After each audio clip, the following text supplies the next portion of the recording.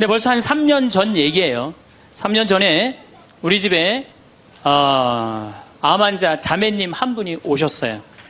한 분이 오셨는데 이분이 5월달경에 오셨는데 완전히 얼굴이 새카마신 분이에요. 남편이 뭐라고 그러느냐면은 간까지 다 암이 전이 돼서 3개월밖에 못 살 거라고. 신부님 마지막으로 황토집이 좋아서 왔노라고. 그래서 신부님이 좀 살려달라고. 내가 무슨 재주로 살려줘요 제가.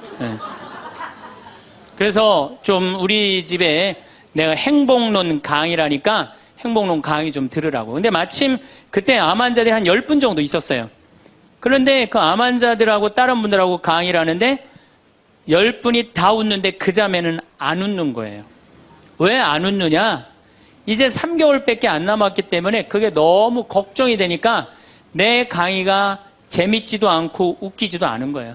2시간 내내 무표정한 표정으로 앉아 있더라고요. 그래서 강의 끝나고 내가 자매님을 불러서 자매님 나하고 얘기 좀 하자. 자매님 뭐가 이렇게 걱정이 많으냐. 자매님 지금 근심 걱정은 3개월에 죽는다는 거 걱정을 하는데 3개월에 죽을지 3년 후에 죽을지는 아무도 모른다.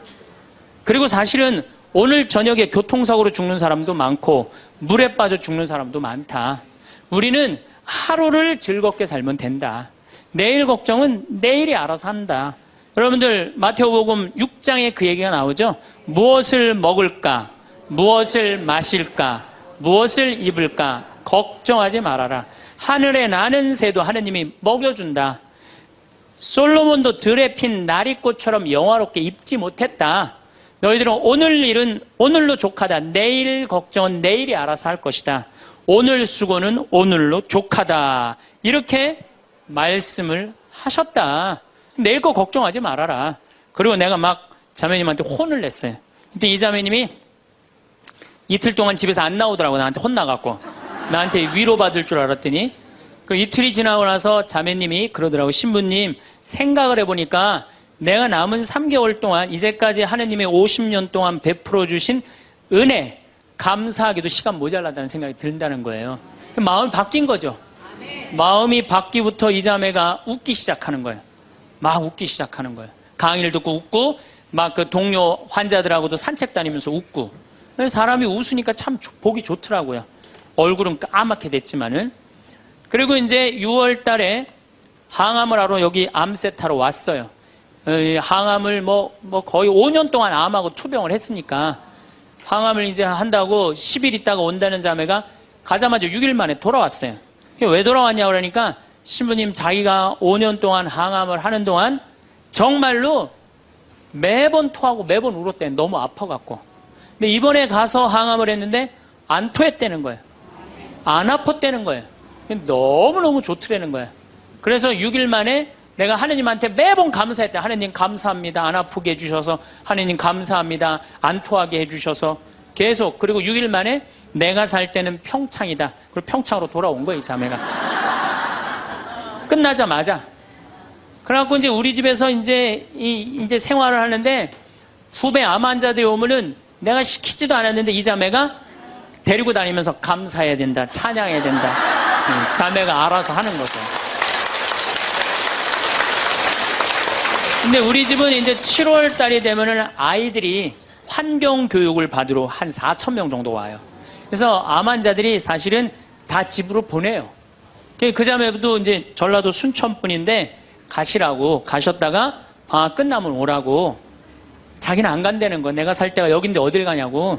그래도 갔다가 오시라고. 그리고 자매님 이하 암 걸리신 분들 다 집으로 보냈어요.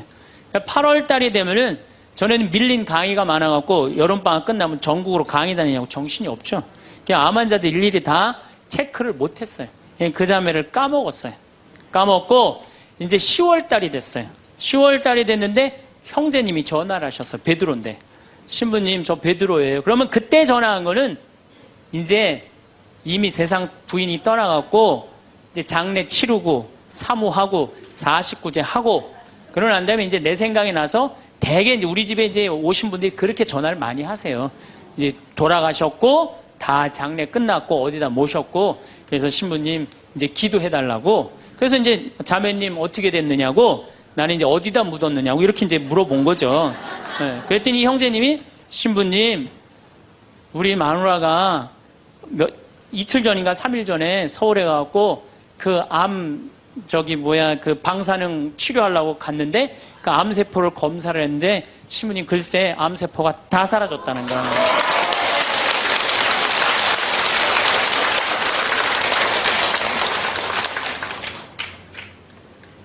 그 3개월밖에 못 산다는 사람이 그 암세포가 믿어지지 않는 거죠. 근데 우리 집뿐만 아니라 이 한국에서 지금 암이 걸린 분들 많은 경우는요, 완치율이 50%예요. 안 죽어요. 요즘은 의술이 좋아서 안 죽어요. 그 우리 집에 지금 3년 전에 3개월밖에 못 산다는 분, 6개월밖에 못 산다는 분, 아직도 건강하게 사세요.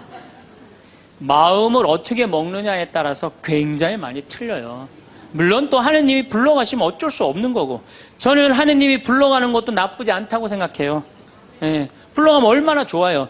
요즘 그 미국에서 어떤 박사가 이제 죽었다가 다시 살아난 사람들 조사를 해봤대잖아요. 죽었다가, 나도 이제 그 본당 사목하면서 죽었다 살아난 사람들 얘기를 들어보면 아주 거의 똑같아요. 딱 죽을 때 그냥 터널 같은데 빛을 빨리 올라간다는 거예요. 그래갖고 그냥 전생애가 다 보이고, 그리고 정말로 빛이 있는 곳으로 나간다는 거예요. 내가 그 많은 분들 병자성사 해보면서도 정말로 편안하게 돌아가시는 분들을 보거든요.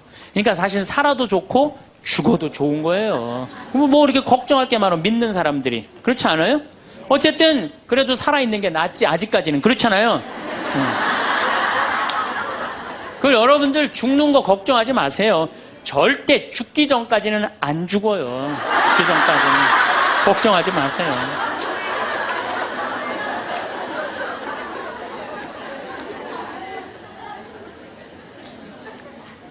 축하한다고. 근데 산책을 나갔다는 거예요. 아, 그렇다고. 예.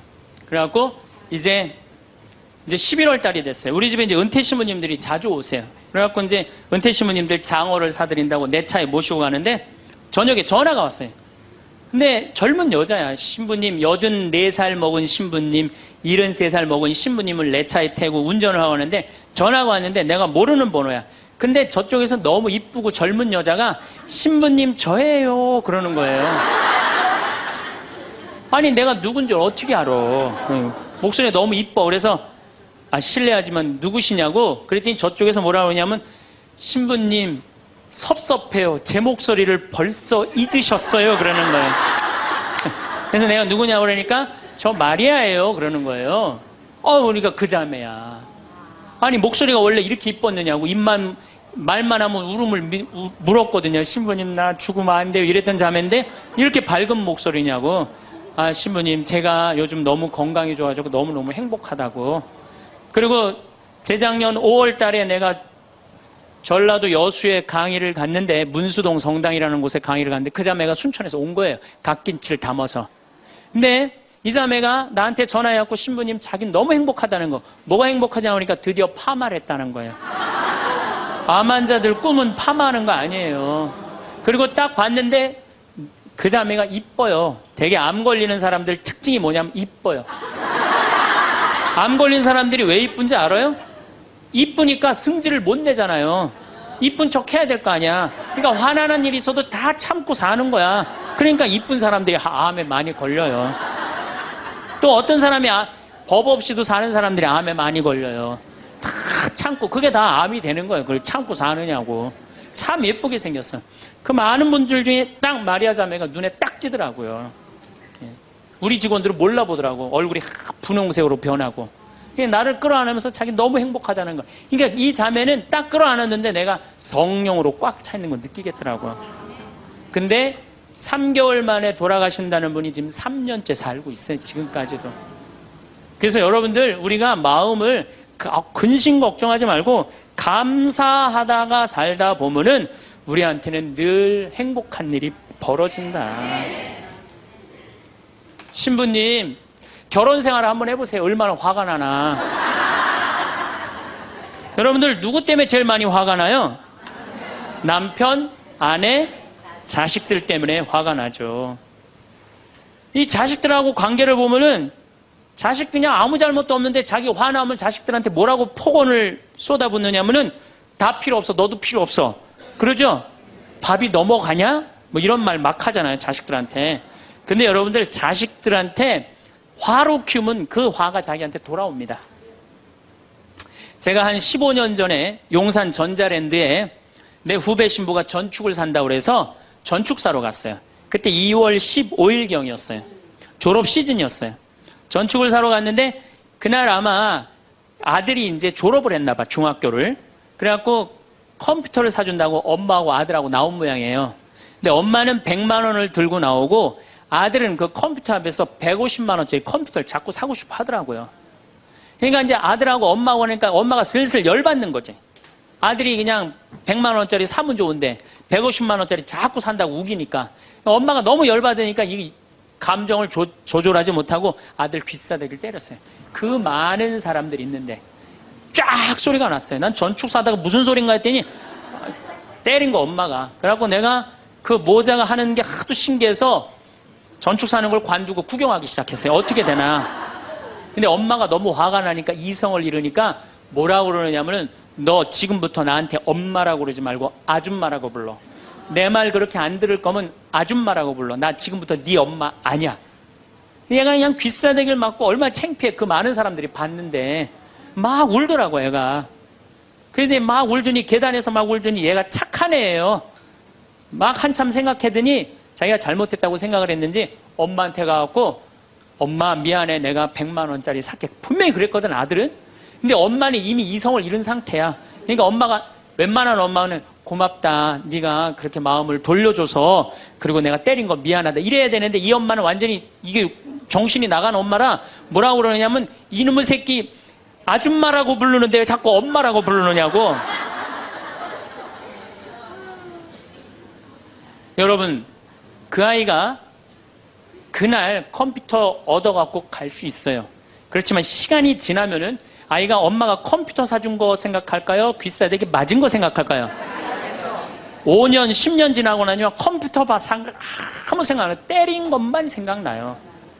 그런데 부모는 참 이상해요. 자식한테 때린 건 하나도 생각 안 하고 잘해준 것만 생각해요.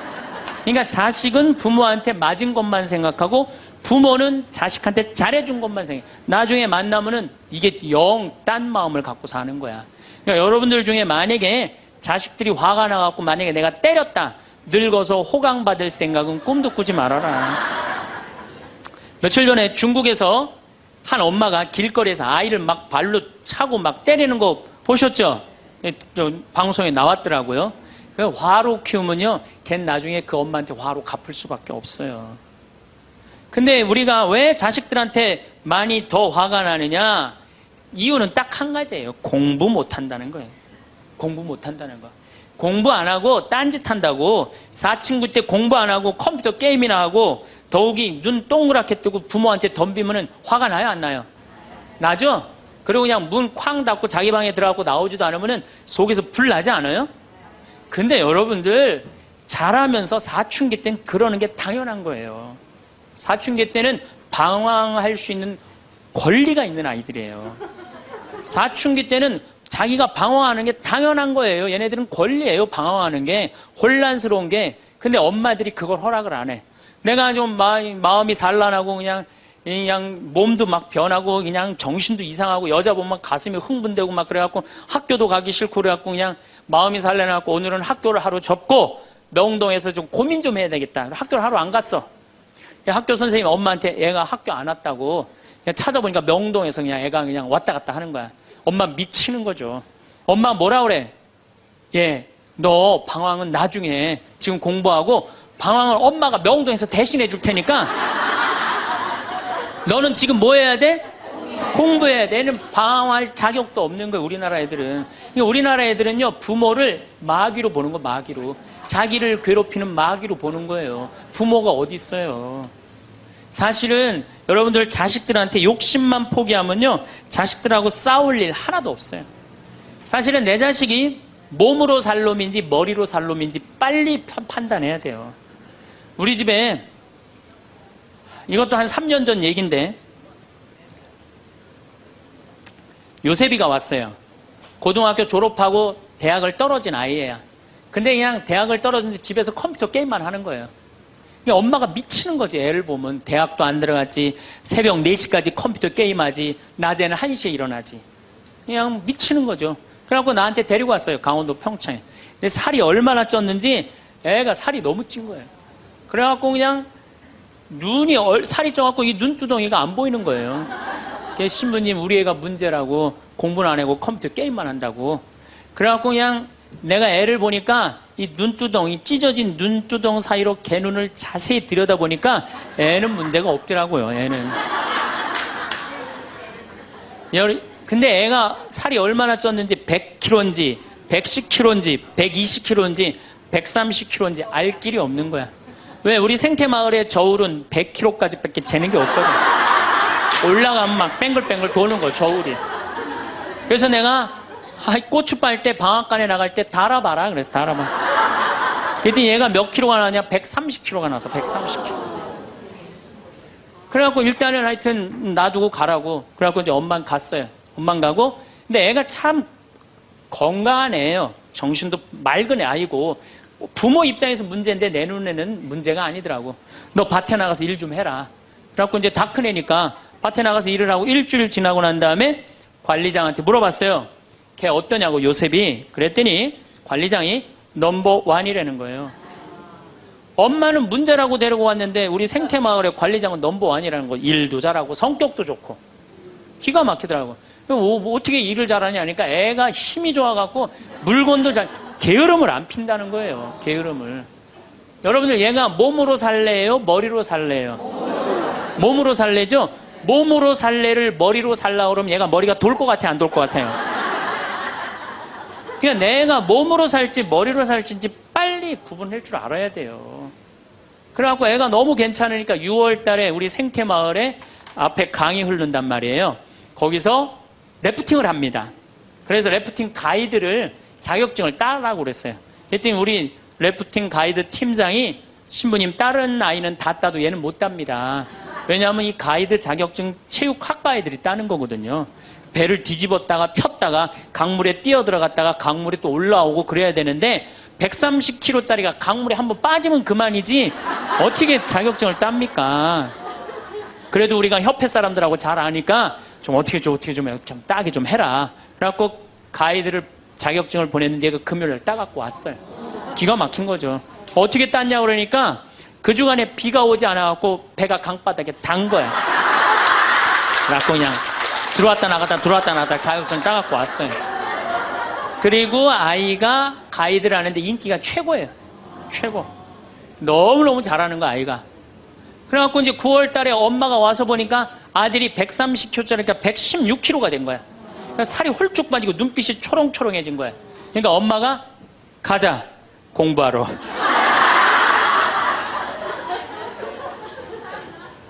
제가 보기에는 이 아이는 우리 집에 4년 동안 일하면은요, 돈 5천만 원, 6천만 원, 7천만 원 벌어요. 왜냐하면 우리 집에 일하면 돈 주거든요. 그럼 그 돈 모아갖고 사업을 해도 얘는 잘하는 애예요. 꼭 공부로 승부 걸 아이가 아니거든요. 그럼 신부님, 우리 애가 몸으로 살랜지 머리로 살랜지 기준이 어떻게 됩니까? 반에서 10등 안에 안 드는 놈들은요, 다 몸으로 살 놈들이에요. 여러분들 자식들 중에 반에서 10등 안에 안 드는 애들은 다 몸으로 살 애들이야. 독일은 초등학교 졸업하면서 중학교 올라가면서 갈릅니다. 대학 들어가래? 아니면 기술 배우래? 그래갖고 갈러도 학교 선생님이 갈러놔도 우리 애가 왜 이 머리가 나쁘냐 이렇게 따지는 부모 하나도 없대요. 그러니까 그 독일 사람들은 그게 내 아이가 몸으로 살고 손으로 기술로 하는 걸 좋아한대요. 그리고 그렇게 아이가 살도록 도와준대요. 근데 우리는 만약에 그렇게 했다. 내가 교장 선생님들, 교감 선생님들한테 강의 한번 간 적이 있어요. 연수원에 가서. 그랬더니 교감 선생님들이 만약에 우리가 그런 결정을 하면 지금 학부형들한테 맞아 죽는다는 거예요. 우리나라 부모님들이 욕심이 너무 많은 거예요. 자식들한테. 그러니까 자식들이 희생당하는 거죠. 자식들이 희생당하는 거예요. 그러니까 독일은 대학을 졸업하는 비율이 아이들의 한 25% 정도밖에 안 된대요. 대학을 졸업하는 아이들이. 들어가는 애들도 많지 않고, 미국은 뉴욕 잘 사는 데가 대학 졸업하는 비율이 60%예요. 60%. 그런데 우리나라는 대학에 지금 입학하는 게 몇 프로냐면 92%예요. 아무나 다 대학 가는 거예요. 아무나 다. 그러니까 독일은 몸으로 살 애들이 75%야. 그렇죠? 그 다음 미국은 몸으로 살 애들이 40에서 50% 정도 돼요. 우리나라는 92%가 미국은 또 미국이나 캐나다는 60%가 대학에 들어가도 졸업하는 건 그중에 반밖에 못해요. 다 졸업 못해요. 그래서 그쪽에 가보니까 입학은 물어봐도 졸업은 물어보는 게 아니래요. 졸업하는 게 그렇게 어렵다는 거예요. 근데 우리는 92%가 들어가면 92% 거의 다 졸업을 하는 거야. 우리는 몸으로 살 애들이 8%밖에 안 돼. 머리로 살 애들이 92%고. 공장에, 농장에 일할 사람들이 있어요? 없어요. 그러니까 이 나머지 92% 중에 취직을 다 합니까? 40, 50%밖에 못 해요. 그러면 나머지 40%는요, 한량으로 남는 거예요. 취직도 못 하고. 그럼 그 자식 보고 있으면 속에서 불이 나요, 안 나요? 불이 나죠? 근데 누가 잘못한 거예요? 부모가 잘못한 거예요. 처음부터 너는 머리로 안 될 것 같으니까 우리 몸 쪽으로 가자. 그래갖고 농사를 가르치든지 기술을 가르치면은 걔 벌써 취직해갖고 일했을 거예요. 근데 다 우리의 삐뚤어진 욕심 때문에 아이도 망가뜨리고 부모도 망가지고 그래갖고 돈 쏟아 넣느냐고 노후 대책연금도 못하고 그러니까 그냥 전 국민이 그냥 화 속에서 사는 거예요. 그러니까 저는 정말로 우리나라 이 교육제도가 화의 근원이라고 생각해요. 그렇다면은 자식 때문에 화나죠. 그런데 이 부부라도 서로 사이가 좋으면은 좋은데 엄마들이 자식한테 미쳐갖고 남편한테 신경 써야 안 써요? 안 쓰죠? 남편이 외로운지 힘든지도 몰라요. 근데 자식들은 부부가 막 사랑스럽고 이렇게 다정하게 지내는 부모를 본 자식들은요 안정스럽게 자란대요. 근데 부부가 맨날 싸우고 막 이러는 자식들은요 굉장히 불안정하게 자란다는 거예요. 그래서 저는 정말로 감사한 게 저는 고등학교 졸업할 때까지 부부는 안 싸우는 건 줄 알았어요. 부부는 한 번도 부부 싸움을 본 적이 없어요. 저는. 근데 내 고등학교 때 친구가 아이 뭐 술 먹자고 고등학교 때 왜 그러냐 그러니까 아버지가 엄마를 때려갖고 눈탱이가 밤탱이가 됐다는 거예요. 자기 너무너무 괴롭다는 거예요. 그래서 저는 그때 충격받았어요. 어떻게 부부가 싸우느냐 그런 충격을 받았어요. 저는. 왜냐하면 나는 우리 어머니 아버지 싸우는 걸 한 번도 못 봤거든요. 그래서 내가 그 얘기를 얼마 전에 우리 형제들이 다 모였을 때 나는 어머니 아버지 싸우는 걸 한 번도 못 봤다. 그랬더니 우리 형제들이 이구동성으로 딱 한마디 하더라고요. 신부님이 집에 붙어 있은 적 있어야지 그걸 보는 거 아니냐.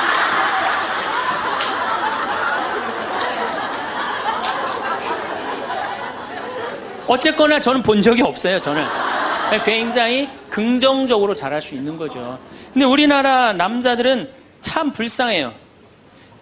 돈은 죽어라 벌지만 그 돈을 마음 느긋하게 써볼 수가 없어요. 그렇죠?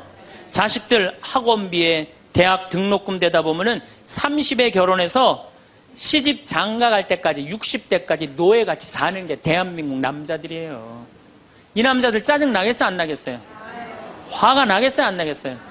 날 수밖에 없어요. 그런 남편들을 신경 한번 써줘 봤어요. 정말로 남편 정말로 남편을 왕대조 패줘봤느냐고. 여러분들 길 가는 사람이 여러분들 10,000원 주는 사람 있어요? 길 가는 남자가 당신 예쁘다고 10,000원 주는 남자 봤어요? 근데 여러분들 남편은 그냥 한 달에 뼈가 빠지게 벌어갖고 200만 원이든 300만 원이든 400만 원이든 갖다 바치잖아요. 그러면 그 남편한테 감사해야 될 거 아니야. 근데 그냥 감사는 안 하고 그냥 남의 김치찌개도 그냥 제대로 안 하면 그냥 못 끓이고 그냥 자식이라고 있는 거 학원 다니다 보면은 밤 12시에 얼굴 보기도 힘들어요. 아버지가 자식을 키우고는 있지만은 다정한 자식을 구경하기가 힘들어요. 또 사춘기만 되면 이 자식들이 아버지한테 부드럽게 합니까? 반항하고 틱틱거리고 그러면은요, 우리나라 남자들은 갈 데가 없는 거예요. 우리나라 40대들은 갈 데가 없는 거예요. 갈 데가. 외로운 거죠. 또 여성들도 마찬가지야. 난 우리나라 여자들도 불쌍해. 이게 다 교육 때문에 그래. 교육 때문에. 자식이 막 사춘기 때 막 생 난리를 치고 막 그럴 때 여러분들은 몇 살이 될까요? 45, 50 왔다 갔다 하죠? 그럼 여러분들은 자식은 사춘기지만 여러분들은 뭐예요? 갱년기야. 그러니까 갱년기가 되면 사실은 굉장히 케어가 필요한 거예요. 여러분들 굉장히 돌봄이 필요한 나이예요. 막 피부 쳐져요, 안 쳐져요? 눈두덩 쳐져요, 안 쳐져요? 눈가 쳐져요, 안 쳐져요? 볼 쳐져요, 안 쳐져요? 이가 쳐져요, 안 쳐져요? 그러니까 그렇게 처지는 거 거울에 이렇게 보고 앉아있으면 어떤 얼굴이 되냐면 이런 얼굴이 돼요.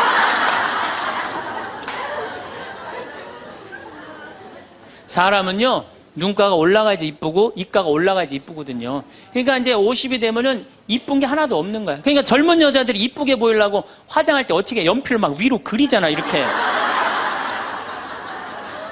근데 50이 되면 연필로 그려도 결국은 어떻게 돼요? 끝이 떨어지잖아요.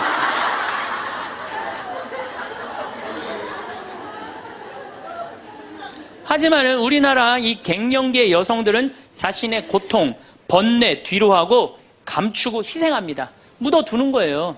자식을 위해서 희생한다. 내가 지금 뭐 생리가 이어졌다, 끊어졌다. 그냥 정신이 깜빡깜빡 하잖아요, 여러분들.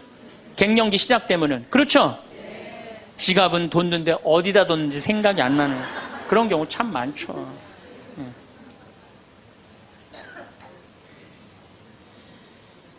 그러니까 자기만 희생한다고 생각을 하니까 화가 나는 거예요. 화가 나는 거. 더욱이 50이 되면은 뭐에 걸리느냐? 빈둥지 증후군에 걸려요. 자식 공부하러 나가고, 그렇죠? 남편 돈 벌러 나가고, 자기는 50 되면은 아무도 옆에 없는 것 같은 외로움 속에 자기가 이제 빠지는 거죠. 그러면 이제 자식 보면 막 화가 나는 거예요. 남편 봐도 화가 나고, 몸에는 막 테스토스테론이 나와가고 힘은 흘러 넘치고, 그러니까 막 소리소리 지르는 거야. 그러니까 50 넘은 여자 중에 여자 같은 여자는 없고 전부 다 깡패 같은 여자들만 있는 거예요. 50 넘은. 그래서 나는 이 부부들 보면은 참 재미난 게 성당에서 내가 보면 얼굴도 예쁘고 정말로 상냥해요. 이 음식 반찬도 맛있게 하고. 그럼 남편하고 술 한잔 하면서 형제님 행복하다고 저렇게 이쁘고 상냥하고 괜찮은 여자랑 살아서 정말로 부럽다고. 그러면은 형제님들 대부분이 뭐라고 그러냐면 신부님 부러우세요? 너무 부럽다고. 그러면은 형제님들이 뭐라고 그러냐면 데리고 가세요.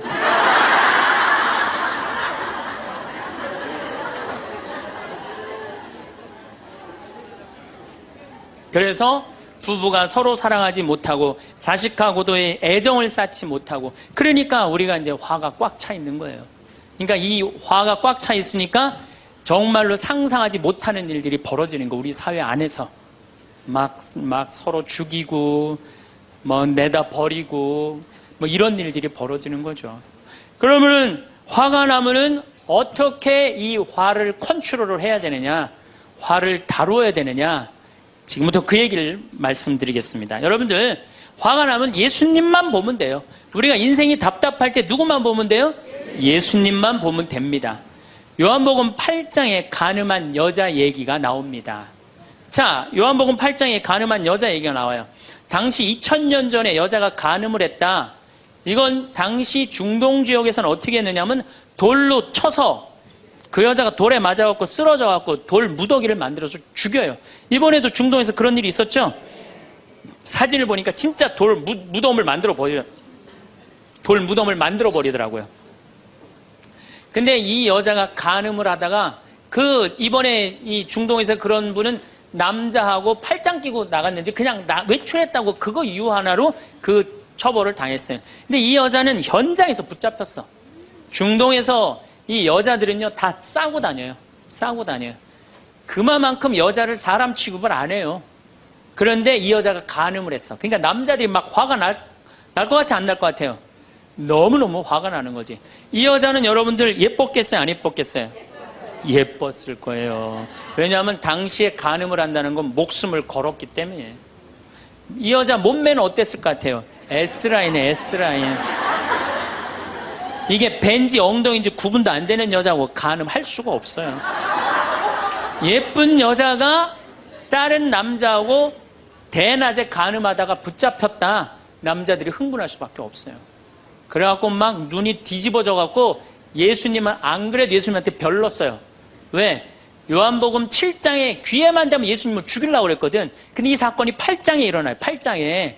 그러니까 모두를 용서해라, 사랑해라 이런 분하고 율법 1.1에 또 없어지면 안 된다. 그러니까 율법학자들이 예수님 앞에 이 여자를 패댕기를 치는 거예요.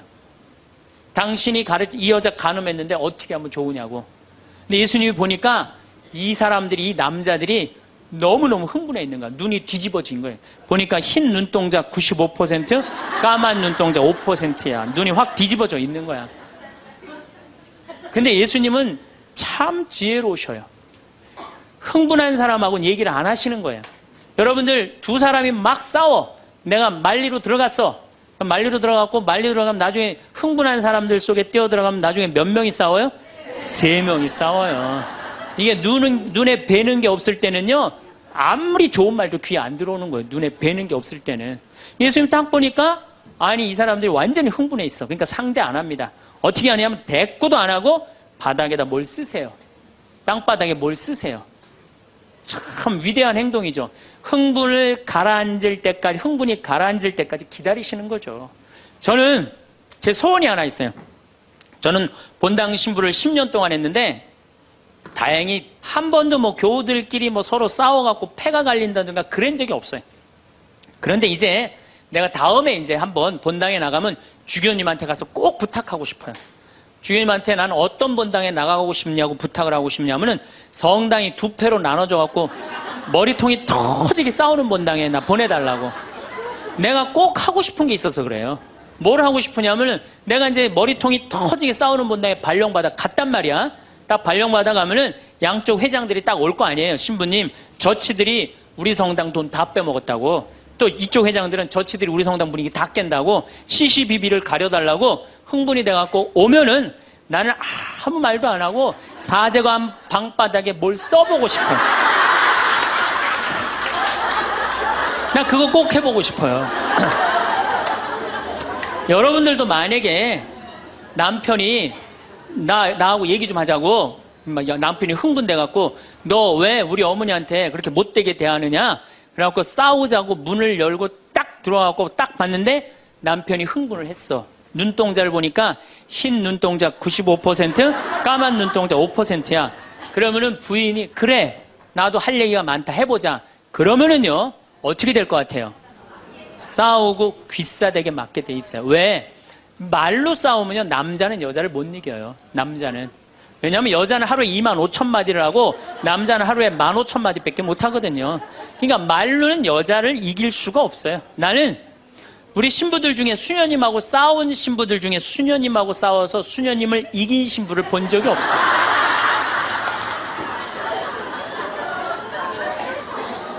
말로는 안 되는 거예요. 그러니까 여러분들 남편이 흥분해갖고 딱 나하고 얘기하자 그러면 여러분들은 아무 대꾸하지 말고 방바닥에 뭘 쓰세요. 뭐 할 때까지? 남편 흥분 가라앉을 때까지. 예수님은 땅바닥에 쓰시는 거예요. 사실은 그거는 다른 아주 신학교 있을 때 많이 배웠죠. 뭘 써셨을까? 예수님이 과연 별 얘기를 들었는데 다른 의미는 아니고 흥분이 가라앉을 때까지 기다리신 거예요. 그래갖고 이제 이 사람들이 이제 흥분은 가라앉고 사건만 남은 거야. 사건. 그래갖고 이제 흥분이 좀 가라앉은 상태. 여러분들 아무리 화가 나도 열만 심으면요 웬만하면 흥분이 가라앉아요. 그 열을 못 쉬어서 흥분이 터지는 거죠. 그러니까 좀 어느 정도 흥분이 가라앉으니까 이 사람들이 물어봅니다. 이 여인을 어떻게 하면 좋겠습니까? 간음을 했는데. 그러니까 예수님이 딱 보니까 이제 흥분이 가라앉은 것 같아. 그러니까 딱 한마디 더 합니다. 그래? 그렇다면은 너희 중에 죄 없는 사람이 먼저 저 여자를 돌로 쳐라. 그리고 그 다음 행동이 기가 막히세요. 다시 땅바닥에 뭘 쓰세요. 이게 뭐냐면 생각할 시간을 주는 거예요. 생각할 시간. 여러분들 만약에 자식을 막 혼냈어. 너 한 번만 더 게임하면 엄마가 저 컴퓨터 부셔버린다고.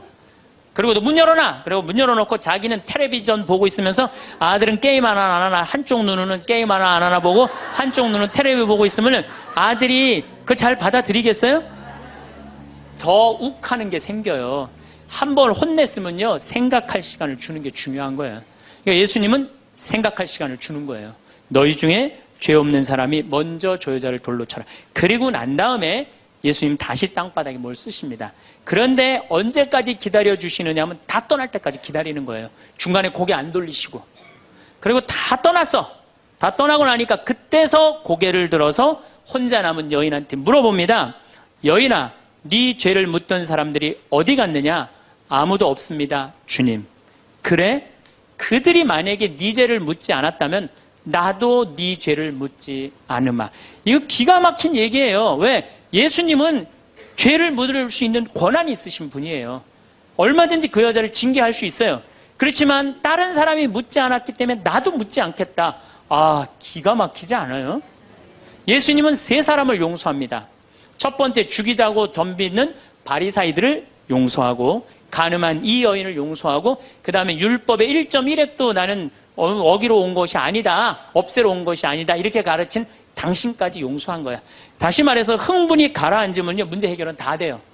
흥분한 상태에서 여러분들이 문제 해결하려면 해결이 안 된다는 얘기예요. 그렇다면은 이 흥분은, 화는 어떻게 하면 조절할 수 있느냐? 첫 번째, 숨을 잘 쉬어라. 이거는 모든 화를 조절하는 책을 읽어보면요, 첫 번째로 나오는 게 숨을 잘 쉬어라예요. 화가 나면은 숨이 가빠져요, 안 가빠져요? 가빠지죠? 씩씩거린다 그러죠? 이게 숨을 어떻게 주체하지 못해서 그러는 거예요. 근데 여러분들, 숨은 창세기에 보면은 하느님이 인간을 창조하시고 뭘 불어넣었다 그래요? 숨을. 그러니까 우리가 숨을 쉰다는 건 생명을 쉬는 거예요. 생명을. 그러니까 숨을 잘못 쉬면 생명을 잘못 다루는 거하고 똑같은 거예요. 근데 숨은 어떻게 내 몸으로 들어와서 코로 들어와서 심장으로 해서 이 위로 해서 그 다음에 단전, 배꼽 아래로 해서 간으로 해서 폐로 이렇게 돌아서 나가는 게 숨이에요. 그래갖고 온전히 산소 공급이 온 장기 안에 다 돼야 돼. 근데 화가 나면 여러분들 숨을 어디다 걸어놓고 쉬어요? 목에다, 목조에서 딱 걸어놓고 싸우잖아요. 남편하고 싸울 때. 네, 내가 시집와서 당신한테 해준 게 뭐가 있어? 외식을 해줬어? 설거지를 해줬어? 그렇다고 여행을 시켜줬어? 밍크 코트를 사줬어? 다이아를 사줬어? 그럼 얼굴이 빨개져, 안 빨개져요? 왜 빨개지느냐면 이게 내려갔다 와야 되는데 여기만 딱 차 있으니까 점점 풍선처럼 부풀러 오르는 거예요. 그렇게 1시간을 소리 지르고 싸우면은 1시간 동안 여기 산소 통합니까? 안 통합니까? 안 통하면 여기가 무슨 병이 드느냐면 화병이 드는 거. 그래서 드는 병이 화병이에요. 그러니까 싸울 때 어떻게 싸워야 되냐면 숨을 쉬고 싸워야 되는 거예요. 싸울 때. 어떻게 싸워야 되냐면 당신이 말이야 시집 와갖고 나한테 해준 게 뭐가 있어? 설거지를 해줬어. 그렇다고 외식을 시켜줬어.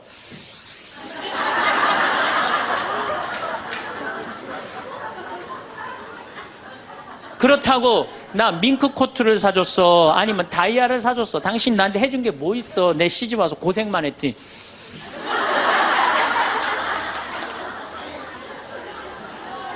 그렇다고 내가 하느님 그렇게 열심히 믿었는데 예수님 태어난 나자렛을 보내줬어. 갈릴레아를 보내줬어. 나 이 집에서 종처럼 일만 했는데 당신 뭐가 있다고 나한테 소리를 지르고 그래?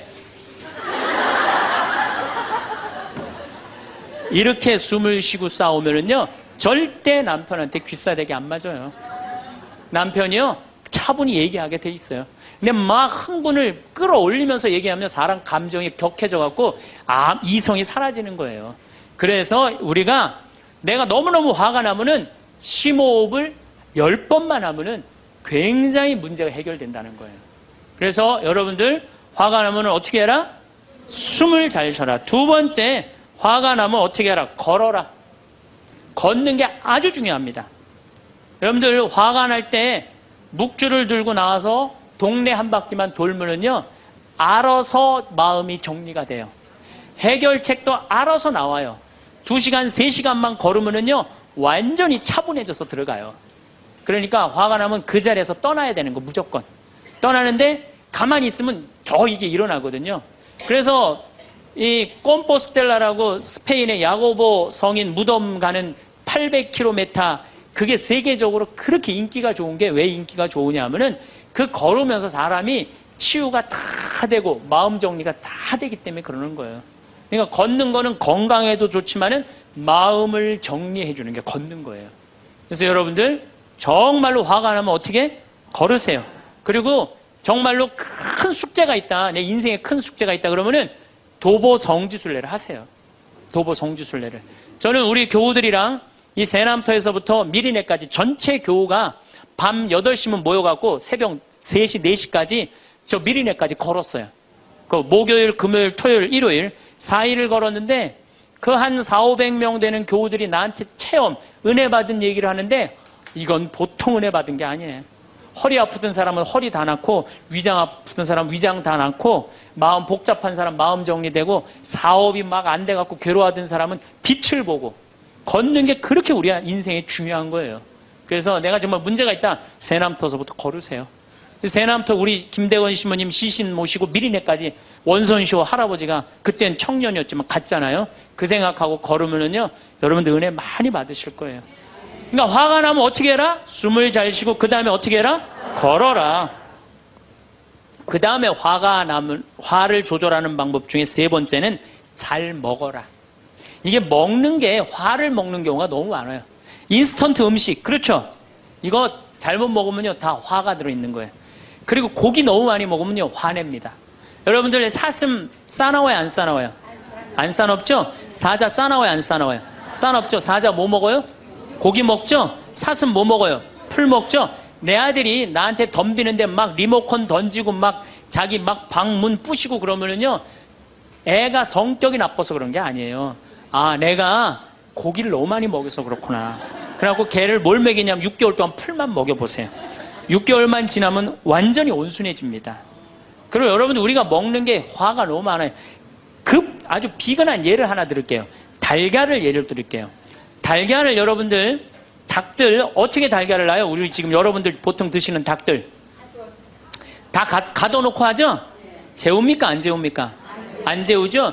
재우지도 않죠. 공간이 조그맣죠. 스트레스 받으니까 옆에 닭 막 좁니다. 부리로. 그러니까 어떻게 하냐면 부리를 잘라요. 못 쪼개. 그런 닭들이 놓는 달걀은 화가 들어있을까요? 안 들어있을까요? 화가 들어있는 거예요. 그런 음식들이 자연적이지 않은 음식들이, 반자연적인 음식들을 우리가 먹는 게 문제예요. 우리 닭들은 내가 300마리 키우는데 막 날아다니면서 놓는 알들은 벌써 향이 좋아요. 딱 깨서 먹으면 아주 고소하고. 그런데 일반 그 시중에서 이렇게 사는 닭들은 막 약간 좀 비리고 이런 냄새, 그 스트레스 받는 거예요. 그럴 만큼 먹는 게 중요한 거예요. 그래서 자연식이라는 게 우리한테 그래서 중요한 거예요. 그래서 이 화도 커피 많이 먹으면 막 심장 두근두근 거려요, 안 거려요? 그런 상태에서 화나는 일이 있으면 폭발합니다. 그러니까 먹는 게 아주 중요하다. 4번째, 우리가 화를 잘 다스리려면은 이게 음양의 조화, 인생을 좀 즐길 줄 알아야 돼. 인생을. 하느님이 6일 일하고 7일째 쉬셨어요, 안 쉬셨어요? 쉬셨죠? 그럼 여러분들도 일하고 쉬어야 돼, 안 쉬어야 돼요? 쉬어야 돼요. 근데 우리는 잘 안 쉬어. 하느님이 태양도 동그랗고 달도 동그랗고 산도 동그랗고 사람 머리도 동그랗고 이렇게 동그랗게 만들어 놓으신 이유는 동그랗게 살라고 그러는 거예요. 그런데 우리 평창에 내가 생태마을에서는 운전하고 읍내에 나가면은 한 번도 빵빵거리는 소리를 못 들어요. 근데 서울만 딱 오면은 여긴 다 네모나고 삐죽해. 그러니까 네모나고 삐죽한 거 보는 사람들 딱 1초만 늦게 출발해도 빵빵거리고 난리도 아니에요. 그러니까 여러분들 음양의 조화를 잘 이루어야 돼요. 남녀 뭐 쉬는 거 이런 게 굉장히 중요한 거거든요. 그래서 좀 어디 가서, 그러니까 우리 생태마을 같은데 1년에 일주일씩 와서 조용히 기도하고 쉬고 가면은 영혼이 편안한 거죠. 그러니까 여러분들 지금 나이 60 드신 분들 60년 일했으면 나머지 인생은 즐거워야 돼, 안 즐거워야 돼? 즐거워야 돼. 그러니까 그런 음양의 조화를 잘 해야 된다. 5번째, 제일 중요한 거, 화가 안 나는 최고 좋은 길은 뭐냐면 자기 자신한테 잘해주면 돼요. 내가 행복하면 절대 화 안 납니다. 얼마 전에 우리 집에 대장암으로 온몸에 퍼져서 돌아가신 분이 계세요. 자매님이 나보다 1살 많은데 죽기 일주일 전에 나를 딱 끌어안고 울면서 이런 말을 했어요. 신부님, 나는 내가 이제 곧 죽을 것 같은데 나는 남편한테도 안 미안하대요. 왜 안 미안하냐면 남편 평생 집 돌본 적이 없대요. 그래서 하나도 안 미안하대요. 그리고 자식한테도 안 미안하대. 왜? 대학까지 자기가 이 빌딩 청소해갖고 대학까지 졸업시켰대요. 그런데 누구한테 미안하냐면 자기한테 미안하대. 자기는 이 47년을 살면서 한 번도 고생만 했지 자기 맛있는 고기를 사준 적도 없고 자기한테 예쁜 옷을 해입힌 적도 없고 좋은데 구경시켜준 적도 없다는 거야. 그런데 지금까지 고생만 하다가 떨컥 병에 걸려서 죽는다는 거예요. 그래서 자기한테 너무너무 미안하다는 거예요. 근데 이제 죽는다는 거예요. 자기한테 한 번도 잘해준 적이 없는데 너무 자기한테 미안하다는 거예요. 여러분들한테 잘해줘야 될 것 같아요? 안 잘해줘야 될 것 같아요? 괜히 그냥 참고 인내하면서 승질은 승질대로 부리고 그러실 필요 하나도 없어요. 이제 여러분들한테 맛있는 거 있으면 사주세요. 그렇죠? 예쁜 옷 있으면 사 입히고, 여러분한테 좋은 데 있으면 구경도 좀 시켜주고, 저는 저한테 잘해줍니다. 왜 잘해주느냐 하면은 나는 본당을 떠나 있기 때문에 본당 총회장님도 없고 부회장님도 없고 성무회장님도 없어요. 그러니까 나 고기 먹고 싶으면 사주는 사람 아무도 없어요. 내가 고기가 먹고 싶으면 내가 사줘요. 베네딕토 고기 먹고 싶냐? 가자. 내가 오늘 사줄게. 난 내가 데려와서 내가 사줘 나한테. 그러니까 스트레스 받는 일이 없는 거예요. 남한테 섭섭한 것도 없고. 그래서 제가 항상 하는 얘기지만 집에서는 엄마가 행복해야 돼. 그래야지 자식이 행복한 거예요. 집에서는 아내가 행복해야 돼. 그래야지 누가 행복해? 남편이 행복한 거예요. 집에서는 며느리가 행복해야 돼. 그래야지 누가 행복해? 시어머니가 행복한 거예요. 그러니까 여기 계신 여러분들이 행복해야지 대한민국이 행복한 거예요. 시간이 흐른다는 것은 참 신비로운 일입니다. 어제와 똑같은 해가 뜨는 것 같지만 어제의 햇살과 오늘의 햇살은 미묘하게 다릅니다. 이른 새벽의 공기는 어제보다 조금 더 차갑고 저녁 노을의 빛깔은 하루가 다르게 깊어집니다. 나무잎의 색이 하루가 다르게 짙어지고 흙냄새 섞인 바람이 계절의 변화를 조용히 알려줍니다. 우리의 삶도 이와 같습니다. 매일 비슷한 하루가 반복되는 듯해도 자세히 들여다보면 모든 날이 단 한 번뿐인 특별한 날입니다. 우리는 모두 저마다의 길을 묵묵히 걸어왔습니다. 때로는 햇살이 쏟아지는 환한 꽃길을, 때로는 비바람이 몰아치는 거친 자갈길을 걸었습니다. 발이 부르트고 무릎이 꺾이는 순간도 있었지만 우리는 다시 일어나 옷깃에 흙을 털고 걸음을 옮겼습니다. 길 위에서 소중한 인연을 만나 함께 웃고 때로는 가슴 아픈 이별을 하며 눈물 짓기도 했습니다. 그 모든 만남과 헤어짐, 웃음과 눈물이 쌓여 지금의 우리가 만들어졌습니다. 얼굴에 새겨진 옅은 주름 하나, 세월의 흔적이 밴 손마디 하나에도 지나온 세월의 수많은 이야기가 고스란히 담겨 있습니다. 어느 한 사람의 이야기가 있습니다. 그 사람은 자신의 삶에 더 이상 단 한 줌의 희망도 없다고 생각했습니다. 몸과 마음에 찾아온 큰 병이 삶의 모든 빛깔을 앗아가 잿빛으로 만들었습니다. 웃음을 잃었고 기쁨을 잊었습니다. 하루하루가 마치 출구 없는 캄캄한 터널 속에 갇힌 것만 같았습니다. 맛있는 음식을 먹어도 모래를 씹는 듯했고 창밖의 화창한 날씨마저 자신을 조롱하는 것처럼 느껴져 원망스러웠습니다. 몸과 마음이 함께 굳어버렸습니다. 그러던 어느 날 우연히 한 지혜로운 사람을 만났습니다. 그 사람은 병을 고치는 기술 대신 마음을 들여다보는 법을 알려주었습니다. 그리고 이렇게 말했습니다. 행복은 멀리 있는 것이 아닙니다. 행복은 바로 지금 이 순간에 감사하는 마음에서 시작됩니다. 잃어버린 것을 한탄하기보다 아직 남아있는 것들을 귀하게 여겨 보십시오. 처음에는 그 말이 뜬구름 잡는 소리처럼 들렸습니다. 모든 것이 절망적인데 무엇에 감사할 수 있을지 막막했습니다. 하지만 그는 지푸라기라도 잡는 심정으로 아주 작은 것부터 감사하는 연습을 시작했습니다. 아침에 눈을 뜰 수 있는 기적에 감사하고 마실 수 있는 깨끗한 물 한 잔에 감사했습니다. 창문으로 들어오는 한 줌의 햇살에, 귓가를 스쳐 지나가는 바람 소리에, 길가에 핀 이름 모를 들풀 한 포기에도 진심으로 고맙다는 마음을 전했습니다.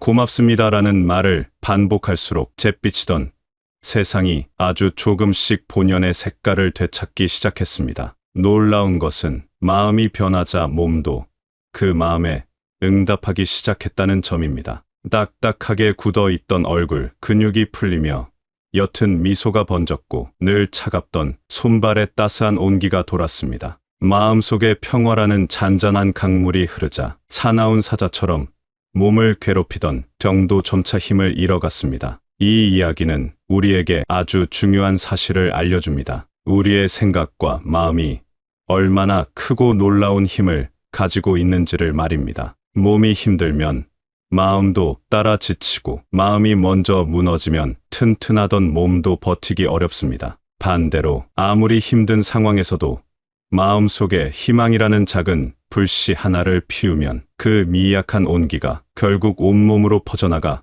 얼어붙었던 삶을 녹이는 새로운 힘을 줍니다. 하지만 우리는 살아가면서 수많은 감정의 파도를 만납니다. 그 중에서도 우리를 가장 힘들게 하고 삶을 지치게 만드는 것 중 하나가 바로 화라는 감정입니다. 분노는 마치 작은 불씨와 같습니다. 처음에는 아주 작게 시작되지만 제대로 알아차리고 다스리지 못하면 순식간에 온 마음을 시커멓게 태우는 거대한 불길로 번집니다. 그 불길은 자기 자신을 가장 먼저 해치고, 그 열기는 주변의 소중한 사람들까지 다치게 만듭니다. 아이러니하게도 우리는 가장 가까운 사이에서 가장 자주 마음을 다칩니다. 평생을 한 입을 덮고 살아온 배우자에게, 눈에 넣어도 아프지 않을 자식에게 말 못할 서운함이 쌓일 때가 있습니다. 내가 쏟은 사랑과 헌신만큼 돌려받지 못하는 것 같고, 내 깊은 마음을 아무도 몰라주는 것 같아 외롭고 속이 상합니다. 기대가 컸기에 실망도 크고, 사랑이 깊었기에 그로 인한 상처도 깊습니다. 하지만 그 들끓는 마음의 가장 밑바닥을 가만히 들여다보면 그곳에는 이움이 아니라 서툴고 안타까운 사랑이 자리하고 있습니다. 더 잘해주고 싶었던 마음, 가족이 더 행복하기를 바랐던 순수한 마음이 뜻대로 되지 않았을 때 화라는 왜곡된 모습으로 나타나는 것입니다. 평생을 가족과 사회를 위해 헌신하며 살아왔습니다. 짊어진 삶의 무게가 너무 무거워 어깨가 뻐근하고 남몰래 삼킨 눈물이 가슴에 돌처럼 쌓여 답답하기도 합니다. 자식들을 모두 떠나보낸 텅 빈 집안에 홀로 앉아 창밖의 소음마저 아득하게 느껴지는 깊은 외로움에 잠기기도 합니다. 이 모든 감정은 결코 나약해서가 아니라 너무나 당연한 것입니다. 그만큼 애쓰며 살아온 자기 자신을 이제는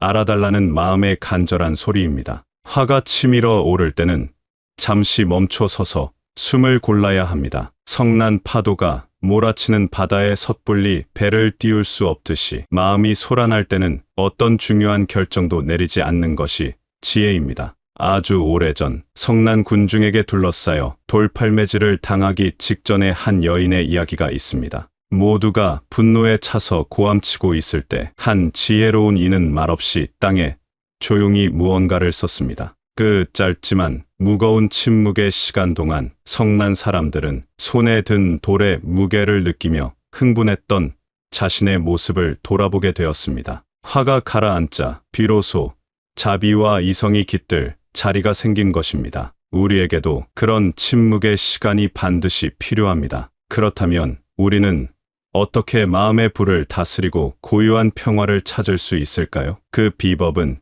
특별한 곳이 아닌 아주 평범하고 일상적인 것들 속에 보석처럼 숨어 있습니다. 첫 번째는 숨을 제대로 그리고 깊이 쉬는 것입니다. 우리는 평생 숨을 쉬며 살지만 정작 자신이 어떻게 숨 쉬는지 의식하지 못합니다. 화가 나고 가슴이 답답할 때 하던 일을 모두 멈추고 편안한 자리에 앉아 보십시오. 그리고 오직 숨에만 집중해 봅니다. 코로 시원한 공기를 깊이 들이마시며 이 맑은 기운이 내 몸의 가장 깊은 곳까지 닿는다고 상상합니다. 잠시 숨을 멈춘 뒤 입으로 천천히 길게 내쉬어 봅니다. 나가는 숨과 함께 마음속의 불안과 분노, 무거운 감정의 찌꺼기가 함께 빠져나간다고 느껴봅니다. 숨을 고르는 것은 흩어진 마음의 조각들을 다시 모으는 것입니다. 생명의 근원인 이 고유한 숨결을 느끼는 것만으로도 우리는 다시 평온의 중심으로 돌아올 수 있습니다. 두 번째는